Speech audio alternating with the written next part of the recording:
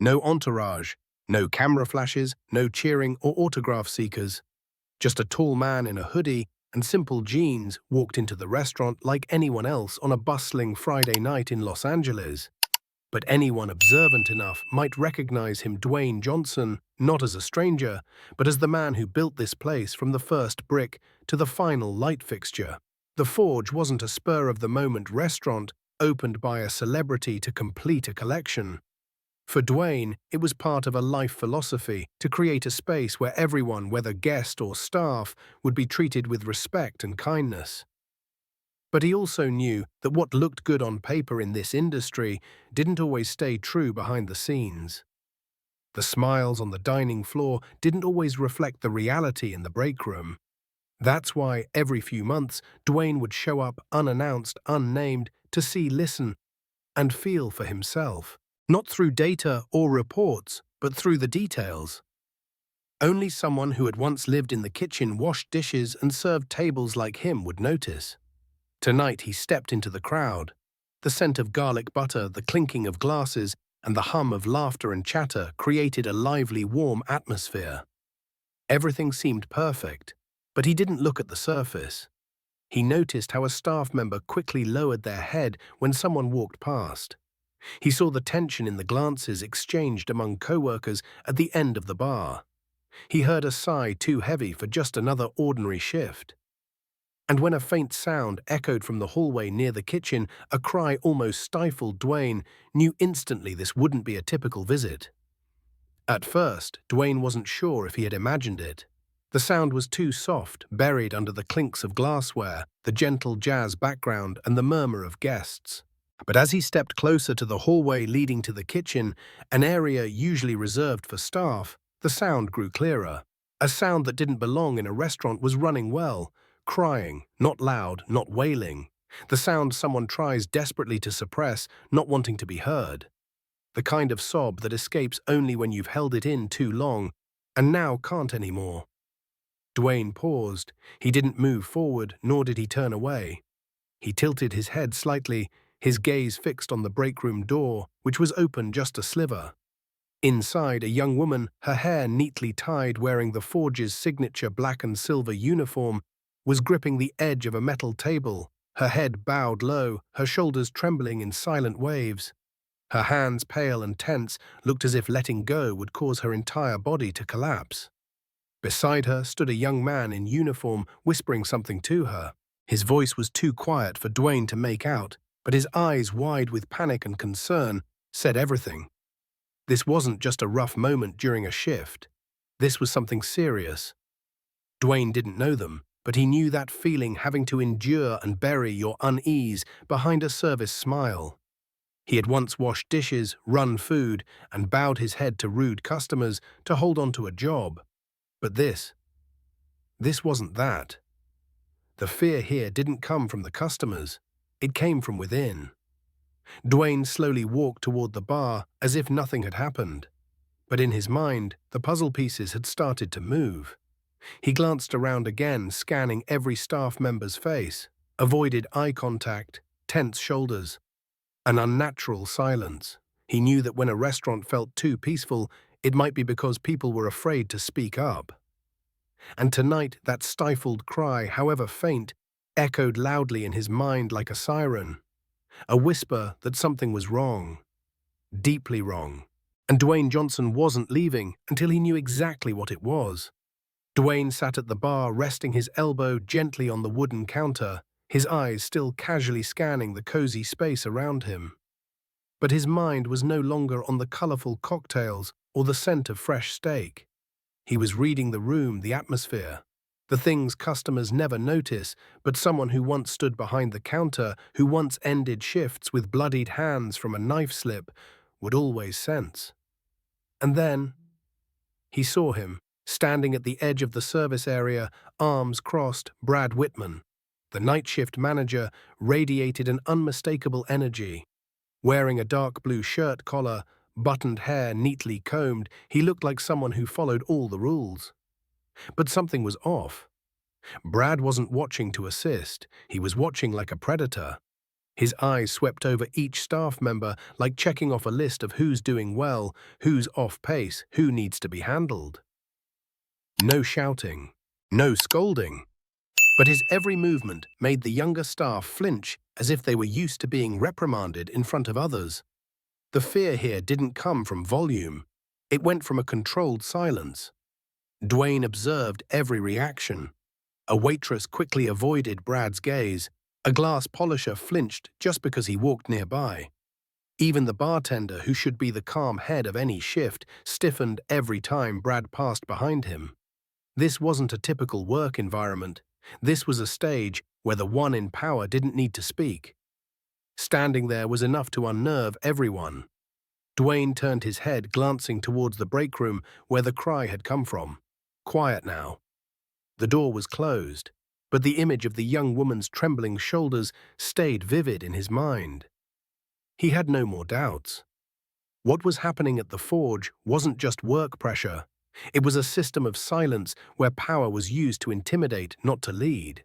And the man at the center of it all was Brad Whitman, the man managing with his gaze, manipulating an entire shift with mere presence. Dwayne gently tightened his grip around the glass in his hand. He hadn't known what he would find tonight. But now he knew he couldn't leave here as just another guest. He had become a witness. Dwayne didn't walk straight to the break room. He had worked in environments like this where any unusual action would instantly be labeled disruptive. He knew that for a staff member to speak up, they first needed a sense of safety. And tonight, that safety had to begin with him.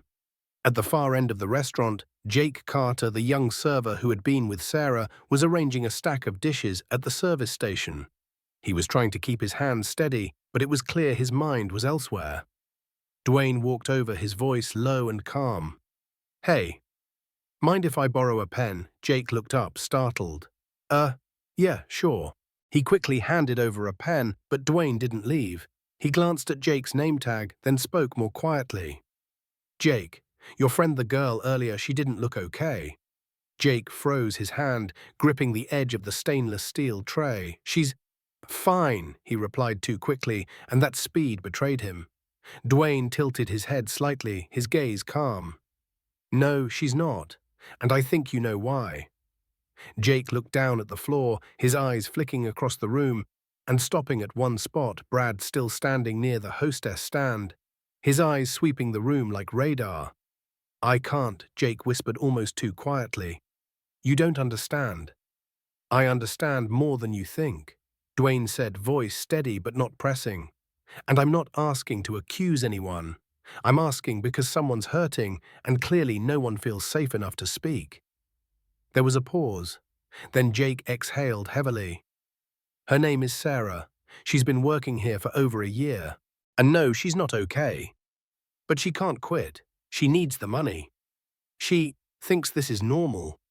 The first confession is small, but heavy with weight. Dwayne set the pen down on the counter. "Is Brad involved?" Jake bit his lip and didn't answer immediately, but his eyes flicked again toward Brad, a conditioned reflex. "I can't say. You should talk to Ethan. He's seen more than I have." 5 minutes later, Dwayne stepped out to the back patio, where Ethan Brooks, the evening bartender, was leaning against the wall checking his phone. The restaurant's neon light glowed on his cheekbones, his eyes tired. Dwayne approached, hands in his pockets, voice casual like two strangers sharing air. "Long night, huh?" Ethan recognized him and nodded slightly. "Yeah, every Friday's like this. Can I ask you something?" Ethan frowned slightly but nodded again. "Brad, your manager, what kind of person is he?" A brief hesitation. Then Ethan replied slowly, carefully, "He's strict, very strict. Doesn't like mistakes. Always wants things done by the book." "Strict or controlling?" Ethan swallowed, looked around, bowed his head. "He keeps Sarah late after shifts, just her. And I don't like how he talks to her. It's like she owes him something. Every time he calls her into the office, she turns pale." Dwayne nodded slowly, heavily. "Has she ever told you anything?" "No. But she doesn't have to. Everyone sees it. They don't dare say it." Dwayne understood Brad's kindness. He wasn't just a bad manager, he was a predator, one who picked out the vulnerable, isolated them, and used power like a leash. And if no one did anything, he would continue. With Sarah, with the next, and the next. Dwayne placed a hand on Ethan's shoulder, speaking gently, "Thank you, Ethan. You're not alone." Dwayne walked back into the restaurant, his eyes no longer scanning the room like a customer. Now he looked deeper, and he saw clearly. He saw Sarah standing in the service area for table 12M. Her face was calm, her voice steady as she introduced the dessert options, but her eyes, those eyes were empty, as if she had learned to detach herself from the very work she was doing. A female customer asked about a wine pairing, and Sarah lowered her head. "I'm sorry, let me double-check that for you." From how she said "I'm sorry" to how she stepped back, as if asking for permission to exist, Dwayne knew this wasn't just politeness. It was the shrinking of someone too used to being placed beneath. He had seen this kind of discrimination before, quietly wordless. It showed in the way only women were kept behind after hours, how staff of color were often assigned the low-tip sections, in how vulnerable employees were deemed easy to manage, worth keeping, as long as they didn't make trouble. And Sarah was living proof. Dwayne walked straight up to her. "Excuse me," he said, his voice loud enough for nearby guests to hear. "I need to speak with you privately for a moment." Sarah blinked, startled. I'm currently serving this table." The middle-aged woman at the table frowned. "She's working." "Can't you wait?" Dwayne didn't take his eyes off Sarah. "This is important." Sarah glanced at the table, apologized to the guests, then hesitantly followed Dwayne a few steps toward the hallway near the bar. Her hands were still gripping the edge of her apron, her eyes bracing as if expecting a storm. "I don't want to cause trouble," she whispered. Dwayne shook his head. "I'm not here to cause trouble, Sarah. I'm here to say, I know what's been happening, and you don't have to endure it anymore." She flinched. A slight flinch, but clear, like someone had finally spoken aloud the thing she'd been swallowing for the past year. "I don't know what you're talking about." "I'm talking about Brad, about how he keeps you after hours, about how he uses his position to pressure you into compliance. I've seen it, and so have others." Sarah pulled her hands back, her eyes darting. She looked around as if afraid someone might be listening. "I can't. I tried. But he—" Her voice broke. Dwayne placed a hand over his chest, speaking slowly. "He's not untouchable. And you're not a pawn to be controlled." A footstep echoed behind them. Brad Whitman had appeared. He stood there, shoulders square, face unreadable, like a teacher who had just caught two students whispering. "Is there a problem here?" Brad asked, his tone polite, but cold as honed steel. Sarah immediately stepped back, her hands clenched tight. Dwayne saw the reflexive shrinking. She didn't need a threat. The mere tone of Brad's voice was enough to make her bow her head. Dwayne turned now face to face with the man who had lurked in the shadows. "No problem, just a conversation." Brad smiled, the kind of smile that packages commands in civility. "Sarah is on duty. I'm afraid she's not available for private chats." Dwayne didn't blink. "Then perhaps you and I should have a conversation. Right now." Brad paused for a beat. "Excuse me." Dwayne reached into his jacket and pulled out a wallet. He flipped open a card, not a credit card, not an ID, but a certificate of executive ownership of the Forge Restaurant Group. Sarah's eyes widened. Nearby staff froze. Ethan nearly dropped a glass. "My name is Dwayne Johnson," he said, his voice deep and steady like a hammer striking marble. "And I'm the one who decides who works here and who doesn't." Brad turned pale. A silent lightning bolt had struck, and he was the only one not holding an umbrella. Sarah stepped back completely, her eyes blinking rapidly between shock, fear, and relief. Dwayne looked at her for the first time as someone who had the power to protect and said, "You're safe now. I'm here." The office door closed behind Dwayne, and not a breeze slipped through. Brad Whitman walked over to the desk, trying to maintain composure. He pulled out a chair, adjusted his collar, and even offered a diplomatic smile, the expression that had let him dodge responsibility for years. "I have to say, I didn't expect to see you tonight. Quite the surprise, Mr. Johnson. Dwayne didn't sit. He stood tall, hands pressed against the desk's edge, his eyes like ice. Well, I don't find it surprising, Brad. Silence fell. Brad's smile stalled, but he pushed on. If there's been some misunderstanding between me and a staff member, I can clarify. You know how this industry, I know this industry. Dwayne interrupted, his tone still even. I've served tables, cooked on the line, washed dishes, and I know the difference between a strict manager and a man who abuses power. Brad opened his mouth to argue, but Dwayne was already pulling out his phone. He opened a voice recording app. Just a short clip, a few sentences, but enough to shatter Brad's polished veneer. Sarah's voice, soft and shaky. If I don't do what he says, I'll lose my job. Then Jake's voice. You can't let him control you. He doesn't own you. Brad went sheet white. His lips parted, then closed like he had swallowed ice. You recorded this without consent. I don't need your consent to protect my employees from bullying. Dwayne took a step closer, his gaze sharp as a blade. You used your position to isolate a female employee, to pressure her with late shifts, with private office calls, with words laced in implication. You never laid a hand on her, but you didn't need to. You knew all it took was a suggestion, and she'd be afraid. Brad shook his head, fingers interlocked. I've never behaved unprofessionally. If she misunderstood. She didn't misunderstand. The whole team saw it. They didn't speak up because they were afraid. But now they have, and I believe them, not you. Dwayne tapped his phone to make a call. The line picked up. I need to speak with HR, he said.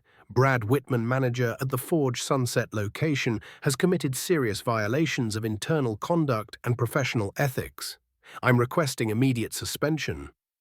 Brad sat there frozen. His lips quivered. You're destroying my entire career.